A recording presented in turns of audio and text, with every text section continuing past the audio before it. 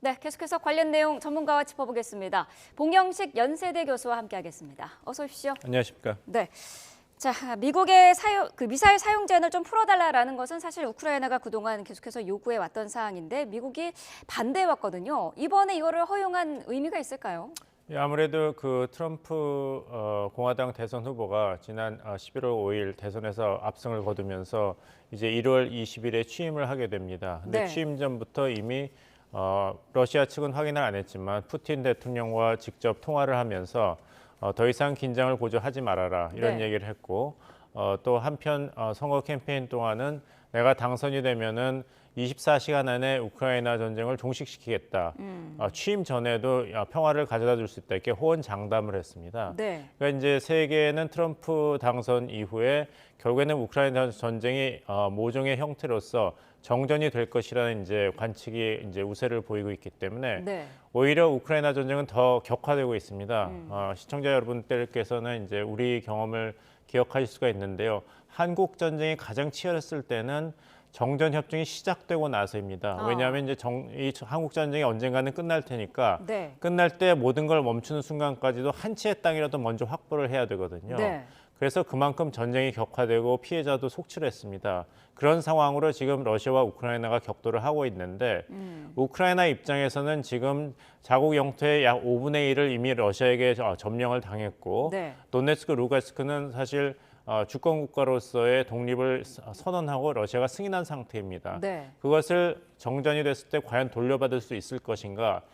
우크라이나 입장에서 2014년에 크림반도를 러시아가 일방적으로 무력 합병한 그때부터 이미 우크라이나 전쟁이 시작됐다고 보고 있거든요. 네. 그러니까 지금 트럼프 당선인이 생각하는 대로 현 상황에서 다 정전을 하고 한국식 모델로 해서 비무장지대를 설치하고 나토 유럽 국가들이 거기서 이제 정전 상태를 유지하고 네. 대신에 이제 우크라이나는 적어도 20년 동안은 나토 가입을 안 한다는 약속을 하고 이렇게 된다면은 러시아 입장에서는 그나마 받아들일 가능성이 있지만 우크라이나 입장에서는 이건 그냥 패배를 인정하라는 것입니다. 네. 그럼 우크라이나가 앞으로 정전 협정을 러시아 할 때 뭔가 레버리지가 있어야 되지 않습니까? 유엔 레버리지는 지금 러시아 영토인 크루스크 지역입니다. 여기서 계속 전세를 자신에게 유리한 쪽으로 유지를 해야만 그나마 러시아가 점령한 우크라이나 영토와 지금 우크라이나가 점령하고 있는 러시아 영토를 교환할 수 있는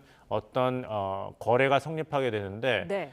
트럼프가 만약에 그 당선된 다음에 우크라이나에 대한 재정적 군수 지원을 중단한다면 결국에는 크루크 지역에서도 우크라이나 군이 철수할 수밖에 없고 그렇게 된다면 러시아에게 일방적으로 유리한 상태로 이제 전쟁이 멈추게 되는 것이죠. 우크라이나는 네. 나토에 가입도 못하니까 안전보장 기제도 믿을 수 있는 게 아무것도 없고요. 이런 점을 고려해서 바이든 행정부가 마지막으로 임기 종료되기 전까지는 미국이 줄 수 있는 모든 그런 지원, 이 에이테크스 미사일의 장거리 사용까지도 허락하는 강수를 둔 것입니다. 네. 오늘 그 미국 국무부 브리핑 내용을 봤더니 이 부분에 대해서 사실 뭐 인정도 하지 않고 부인도 하지 않은 그런 애매모호한 입장이었고요. 대통령실이 오늘 오전 일찍 그 미국이 미리 우리 정부에 사전에 통보를 해줬다 이렇게 밝혔습니다. 이 부분은 어떻게 봐야 될까요? 그러니까 이제 그 액면 그대로 받아들여야겠죠. 미국 입장에서도 원칙상으로는 이 에이테킴스 지대지 장거리 미사일을 우크라이나가 러시아 본토 안에까지 사용할 수 있도록 허가를 줬다 그랬는데 아직 네. 사용을 했다 아니면 공격을 시작했다는 보도는 없습니다. 젤렌스키 대통령도 여기에 대해서는 미사일 자체가 대답을 할 것 이런 식으로 대답을 했거든요. 네. 그러니까 이제 상황을 좀 주시해야 되는데 거기에 따라서 우리나라 정부도 사실 이제 북한의 러시아 파병으로 인해서 더 이상 우크라이나 전쟁이 남의 전쟁은 아니지 않습니까? 우리의 전쟁이냐 남의 전쟁이 지금 국내 정치상에서 이제 갑론응박이 있는데 우리에게는 굉장히 중요한 전쟁임은 사실입니다. 네. 따라서 이렇게 북한의 파병에 대한 어때 모종의 우리의 대응이 있어야 되는데 네. 여기에 또 변수는 트럼프 행정부 출범 전까지 바이든 정부가 얼마만큼 우크라이나에 대한 군수 재정 지원을 계속하겠느냐에 궤를 맞춰서 우리도 우크라이나에 대해서 지원 방안이라든지 그 수준을 결정해야 되기 때문에 네. 이런 조심스러운 발언이 나온 것으로 보입니다. 네. 자, 러시아는 뭐 당연히 강하게 반발을 하고 있습니다. 3차 대전이라는 단어까지 언급을 했고 핵무기 사용도 사실 언급이 나왔었거든요. 강력한 반발이 예상되지 않습니까? 러시아 입장에서는 그냥 가만히 있을 수는 없죠. 네. 그래서 이제 러시아 정부가 미국의 이런 조치에 대해서 항의하면서 왜 미국은 불에 기름을 붓느냐 했고 미국 국무부 입장에서는 불에 기름을 붓는 게 중요한 게 아닌가, 누가 불을 붙였는가, 그 불을 붙인 당사자가 가장 궁극적인 책임을 져야 되는 것이 아닌가. 네. 그리고 우리가 긴장 고조를 시켰다고 하는데 그렇다면 이제 북한군의 우크라이나 전쟁 파병은 그 긴장 고조 행위 그리고 전쟁 확대 행위가 아니냐 이런 식으로 맞대응을 하고 있습니다. 네. 즉 러시아가 오히려 우크라이나 전쟁을 제3차 시작했고 궁극적인 책임이 있고 또 제3차 세계대전을 확대되는 그런 시도를 하고 있는데 미국을 포함한 나토 회원국들이 그냥 수수방관을 하는 것을 요구하는 것은 러시아의 그냥 일방적인 그리고 근거 없는 주장에 불과하다 이런 식으로 맞서고 있어요. 네. 그래서 9월 달부터 이제 푸틴 대통령이 직접 나서서 경고를 했죠. 우리는 핵교리가 있고 핵교리를 상황에 맞게 그 교정을 했다. 따라서 러시아가 핵무기를 사용할 수 있는 가능성과 정치적인 의지를 과소평가해서는 안 된다는 그런 경고의 메시지를 보냈는데 그럼에도 불구하고 바이든 행정부가 새로운 정부 출범 2025년 1월 전까지는 일단 우크라이나에 대해서는 아까 말씀드린 대로 러시아와 우크라이나 간의 이제 정전 협정이 시작된다는 가정하에서는 아무래도 우크라이나 정부로서는 모종의 이런 협상에 쓸 수 있는 지렛대가 필요합니다. 그것을 미국이 현실 상황이 허용하는 한에서는 확보할 수 있는 근거를 마련해준 조치가 이번에 ATACMS 미사일의 러시아 본토 사용 허가를 한 것으로 보입니다. 네. 우리 시각으로 오늘 새벽 유엔 안보리 회의가 열렸는데 여기서 미국과 러시아가 정면 충돌했습니다. 미국은 이제 러시아의 북한군 이제 파병과 관련된 거를 또 비판을 했고 러시아는 그 미국의 장거리 무기 사용 허가에 대해서 자살 조치다 이런 표현까지 썼거든요. 어떻게 보고 계시나요? 서로 그 상대방 입장을 비판하고 있는 것이죠. 네. 이런 군사 전문가도 그 에이테킴스 미사일을 왜 이제까지 바이든 행정부가 러시아 본토 공격 허가를 주지 않았는가에 대해서는 그 허가를 준다 하더라도 이 전장에서 우크라이나 군이 우위를 점하는 데는 그렇게 큰 효과가 없을 것이라는 분석이 있었기 때문에 이런 말이 있습니다. 네. 왜냐하면 이게 비록 300km를 날아가는 장거리 지대지 미사일이고 그 마하 3 초음속 속도로 나가는 일종의 이제 초음속으로 날아가는 전투기를 상상하시면 되겠습니다. 네. 전투기인데 조종사가 없는 그리고 조종이 가능한 이런 순항 미사일을 생각하시면 되거든요. 네. 그러면 대단히 막강한 무기긴 하지만 이것을 일단 사용하게 되면은 여기 이제 지도에도 나왔지만 러시아군이 가만히 있지 않고 그 에이테킴스 미사일 사거리 300km 바깥으로 오히려 그 지휘본부를 더 멀리 옮긴다면은 그런 에이테킴스가 줄 수 있는 전략적인 이득은 순식간에 사라지는 것이죠. 그러니까 네. 결국에는 에이테킴스를 가지고 러시아 본토 타겟을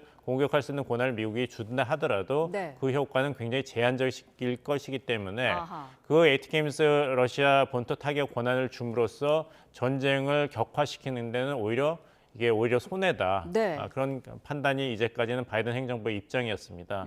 하지만 이제부터는 이제 러시아가 우크라이나가 어쨌거나 트럼프 행정부 출범 이후로는 전쟁을 멈춰야 되는 상황이다. 이게 기정사실화되면서 그렇다면 우리가 우크라이나에게도 어떤 협상 레벨을 하나도 주지 않고 그냥 알아서 전쟁을 멈추라고 할 수는 없지 않나.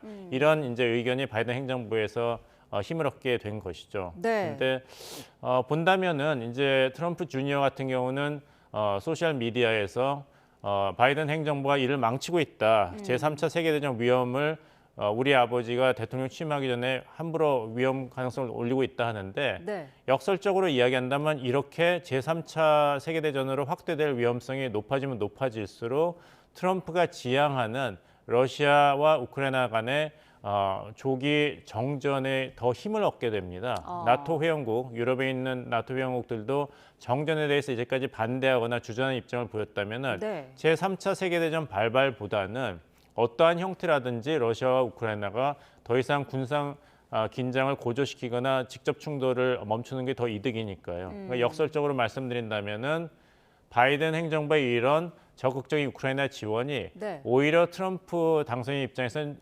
표면적으로는 비판하고 있지만 내심 본인이 주장하고 있는 조속한 정전에는 도움이 되기 때문에 그렇게까지 반대하고 있지는 않을 것입니다. 네. 뭐 유엔 내부에서도 미국이 중재를 제대로 못하고 있는 거 아니냐라는 불만이 그동안 있어 왔고요. 또 일각에서는 이렇게 우크라이나를 지원하는 게 전쟁 장기화의 역할을 하고 있는 것 아니냐 이런 의견도 있거든요. 여기에 대해서 두 가지 입장이 다 공존하고 있습니다. 네. 전쟁이 언제 시작됐습니까? 22년이죠. 벌써 3년 전 2월 24일에 시작됐는데 네. 3년 동안에 그 굉장히 피로가 누적됐거든요. 러시아 측만 아니라 우크라이나뿐만 아니라 유럽 회원국들, 나토 유럽 회원국들과 미국 내부에서도 언제까지 이 우크라이나에 대해서 그 무조건적인 지원을 할 것인가. 네. 결국에는 이제 전쟁이 끝나야 된다는 것이죠. 하지만 이제 정전이 종전은 아니지 않습니까? 네. 우크라이나 입장에서는 정전을 하더라도 과연 우리의 안보를 어떻게 확인받을 것인가, 보장받을 것인가에 대해서는 나토에서 어떤 대답이 없습니다. 우크라이나가 나토 회원국이 된다면 모르지만 네. 우크라이나의 나토 회원국은 지금 논의가 되고 있지 않은 상황에서 네. 유일하게 프랑스만이 우리는 끝까지 우크라이나와 함께 간다 이런 얘기를 지난번 G7 정상회의에서 했는데 다른 유럽 국가들은 여기에 동조하지 않았어요. 그러니까 네. 나토 유럽 국가들이 한 방향으로 움직이는 것은 아닙니다. 따라서 우크라이나 입장에서는 굉장히 곤란한 입장인데 한번 상상을 해보시면 이승만 정부가 한국 전쟁이 이제 정전 협정 그런 그 회의를 시작했을 때 한국 전쟁을 중단하는 것에 극구 반대했습니다. 네. 왜냐하면은 뭐 통일의 염원을 실현해야 된다는 그런 주장도 있었지만 더 큰 것은 한국 전쟁이 끝났을 때 한국이 북한이 다시 침공해 왔을 때 방어할 수 있는 충분한 그런 방어 기지가 없는 상황에서 전쟁을 멈춘다는 것은 안보 상황이 확보된 것은 아니거든요. 네. 그래서 이승만 정부가 이런 한국 전쟁 정전의 그 휴전에 합의하게 된 것은 미국이 한국에 대해서 한미 상호 방위 조약 체결을 랑 카드를 줬기 때문입니다. 거기에 해당되는 것이 우크라이나는 우크라이나 나토 가입인데 거기에 네. 대해서는 오히려 반대 입장이 지금 중론이기 때문에 트럼프 입장에서는 20년 동안은 우크라이나 나토 가입을 하지 않는다는 조건으로 중재안을 내세웠지 않습니까? 네. 이것을 러시아를 달래기 위한 것인데 우크라이나 입장에서는 전쟁이 끝나고 나면은 평화가 오는 것이 아니죠. 오히려 러시아의 공세가 언제 다시 시작될지 모르는데 아무런 방어 기제가 없는 상황에서 전쟁이 끝나는 것이기 때문에 네. 굉장히 위험하지만 또 미국으로부터의 지원이 끊길 위험성은 있지만 이 정전을 함부로 이제 받아줄 수가 없는 것이 우크라이나 정부의 고충입니다. 네. 자, 좀 각국의 정상들의 머릿속이 복잡할 것 같은데요. 북한과 관련된 내용도 살짝 짚어보도록 하겠습니다. 어제 이제 북한 김정은 위원장이 이제 10년 만에 대대장 회의를 열어서 발언을 한 부분이 있는데 이 대대장 회의라는 게 어떤 건지 좀 궁금하거든요. 정말 이제 장군을 모아놓고 한 회의가 아니라 대대장 회의를 했다는 것은 네. 그만큼 이제 군 내부에 깊숙이 들어가는 이제 정신 교육을 하겠다 이런 네. 취지가 있었던 것으로 보입니다. 역설적으로 이야기한다면 이렇게 최고 지도자가 대대장을 모아놓고 10년 만에 회의를 한다. 또 정신 교육을 한다는 건 그만큼 군 기강이 어느 정도 흔들리고 있고 민심이 그렇게 녹록지 않다는 반증이 될 수도 있겠죠. 이제 러시아에 대한 파병이 북한 내부에서도 소문을 타고 번지고 있을 것인데 여기에 네. 대해서 이제 정권에 대한 신뢰가 유지되는 것이 무엇보다도 김정은 총비서에겐 중요하기 때문에 네. 일종의 다시 한번 그 군기를 잡고 정신 교육을 하는 것을 일반 군인들을 책임지고 있는 대대장 수준에서 한 것으로 보이고 여기서 네. 강조한 것은 핵무력 강화와 전쟁 준비 완성, 총력을 기해야 되고 네. 핵무력 강화 노선은 불가역적인 정책이다. 여기 네. 바뀐다는 것은 상상을 할 수 없고 불가역적 정책이 된 지 이미 오래다는 것은 지난 21년 1월에 제8차 당대에서 5가지의 신형 무기 개발을 천명했죠. 근데 많은 시간이 지났습니다만 북한판 핵 추진 잠수함을 포함해 가지고 정찰 위성이라든지 그것이 기한 내에 완성되기는 아직 좀 그 확률이 높지 않은 것입니다. 네. 거기서 이제 김정은 정권의 초조함이 분명히 있는 것이고 네. 따라서 우리는 기한 내에 우리가 8차 당대에서 목표로 했던 북한판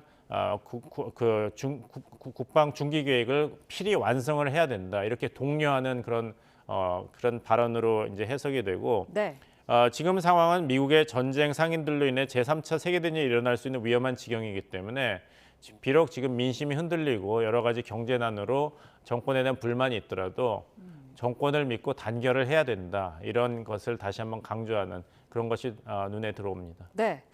자, 핵무력 강화 노선을 강조한 부분이 사실 트럼프의 당선 이후에 처음으로 나온 김정은의 메시지거든요. 그러면서 이제 미국에 대해서는 평화와 안정의 파괴 집단 우두머리다라는 이제 표현도 썼는데 앞으로 뭐 김정은과 트럼프 간의 브로맨스라든지 이런 거는 기대할 수 없다라고 예측할 수도 있을까요? 나중에 좀 기다려 봐야 되겠습니다. 이번 메시지가 김정은 총비서의 트럼프 당선 이후 대미 메시지 처음은 맞습니다. 네. 근데 여기서 비판한 내용, 미국을 평화와 안정의 파괴 집단 우두머리, 미국 놈이라고 한 것이 과연 당선인인 트럼프를 향한 것인지 아니면 아직 현직 대통령인 바이든 행정부를 비판하는 차원에서 한 것인지, 네. 즉 미국 정계를 편가르게 하고 좀 이렇게 의도를 떠보려는 식의 수사인지 아니면 미국에 대한 근본적인 불신과 적대감을 표현한 건지는 좀 시간을 두고 좀 더 자료를 보면서 비교하면서 판단을 해야 할 문제라고 보입니다. 네, 알겠습니다. 여기까지 듣도록 하겠습니다. 봉영식 연세대 개건 교수와 함께했습니다. 오늘 말씀 감사합니다.